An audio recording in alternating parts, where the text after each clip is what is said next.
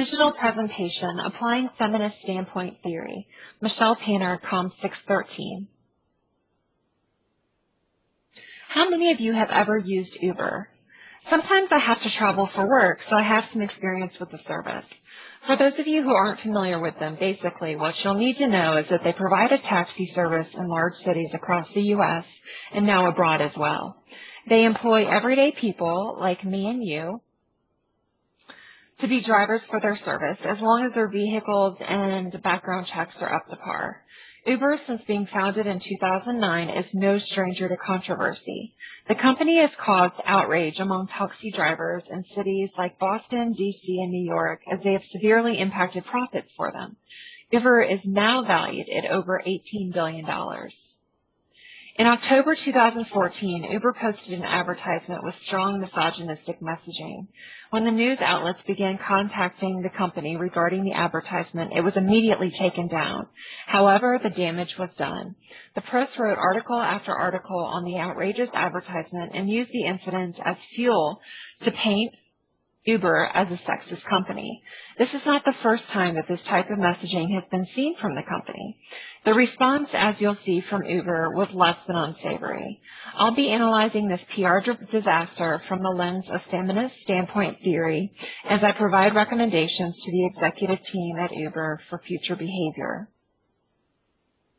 So let's take a look by just showing you what was actually posted. The advertisement for Uber promotion was called Avions de Chasse. The deal pairs Uber riders with hot chick drivers as they make their way across the city. It's going to be the most beautiful thing on earth, the post suggests of the free ride promotion. Using the promotion, a user can enter the code Uber Avions in his Uber app, and he can become the luckiest co-pilot of Uber because a model is going to come pick him up and drive him around. There's also the rather icky disclaimer in the post that the offer is valid for a maximum of 20 minutes. Here's how Avions describes itself. This is the French term for fighter jets, but also the colloquial term to describe an incredibly hot girl. Lucky you, the world's most beautiful Avions are waiting for you on this app.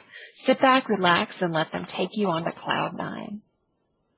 The ad also featured a video. Here are some of the screenshots. In response to this advertisement, Sarah Lacy, the editor-in-chief of Pando Daily, was one of the multiple journalists that called out the company for the outrageous messaging. Sarah has a track record in the past few years to call out Uber for their misogynistic messaging, so she's gained some attention of the company. Following her article, Uber Senior Vice President Emil Michael attended a dinner hosted by an Uber consultant. During this event, Mr. Michael suggested to other dinner guests that the Uber should spend $1 million to dig up dirt on journalists who oppose the company, in particular Sarah Lacy. He stated specifically that they should look into the personal lives of the journalists and their families to take them down. He believed his comments to be off the record. When female journalist Sarah Lacy responded to the marketing, Uber's vice president did not respond to her argument that the ad was demeaning towards women, but instead he devalued her opinion by not even responding to it. He instead believed that the next course of action should be a personal attack on Sarah's personal life. What does this say about the value of this woman's opinion in the eyes of Uber's male circle? His response communicated that Sarah was a subordinate.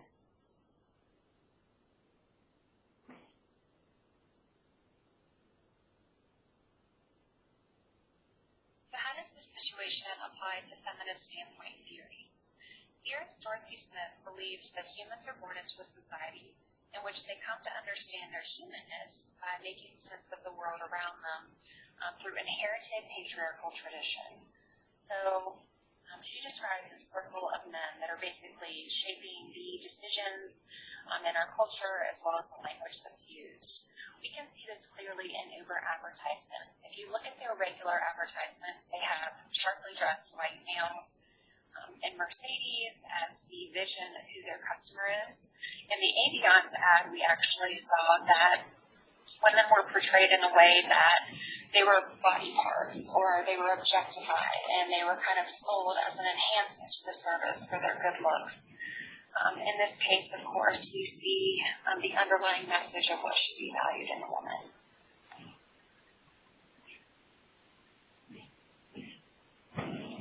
After Emil Michael made these comments, there were many news outlets that reported on the lack of professionalism and anti-feminist nature of Mr. Michael's words. This negative attention is a result of the recent strides in feminism awareness that have been made in recent years. I would argue that although it is discouraging to see companies like Uber sending these types of messages, the public outcry that resulted from them is comforting. My recommendation in handling this public relations disaster would be to first and foremost issue a public apology. Uber's CEO ended up doing some damage control using Twitter to follow up on Mr. Michael's comments. You'll see them here. However, you'll notice that at no point did Travis Kalanick mention the future for Mr. Michael and their business. I would have recommended that a public suspension or a dismissal of employment due to personal nature of the offense against Sarah Lacey. Instead, this was the only acknowledgement of the incident that we saw from Emil Michael. The company is sending the message that they're not taking the offense seriously, and I would argue that this could help propel a negative reputation that's already out there for Uber. The company is then linked to the bro culture of Silicon Valley that many tech companies are a part of. Male-dominated, this culture has been linked to the objectification in advertising in recent years. In order for a company or any organization to be successful, a strategic communicator must be able to reach every single audience member. When certain demographics are ignored, there's a possibility for ageism, sexism, or racism to come into play. What we saw here in this example was an advertisement targeted only to men by men with chauvinistic ideas of women. This leaves room for public distrust, lack of connection, and eventually a negative impact to the bottom line. Theorists like Dorothy Smith have related feminist standpoint theory to public relations, and the connection is clear. The messaging needs to be one of inclusion and equality in order to maintain long-term success.